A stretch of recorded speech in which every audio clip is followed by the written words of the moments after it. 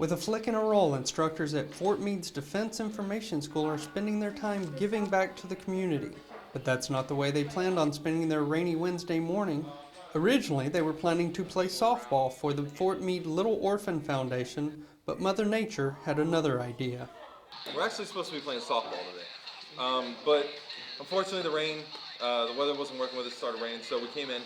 But we always have a plan B, and today's plan B is to come inside, play some board games, and still for the same reason that we all put in money to play, and all the money goes to the St. Anne's Orphanage.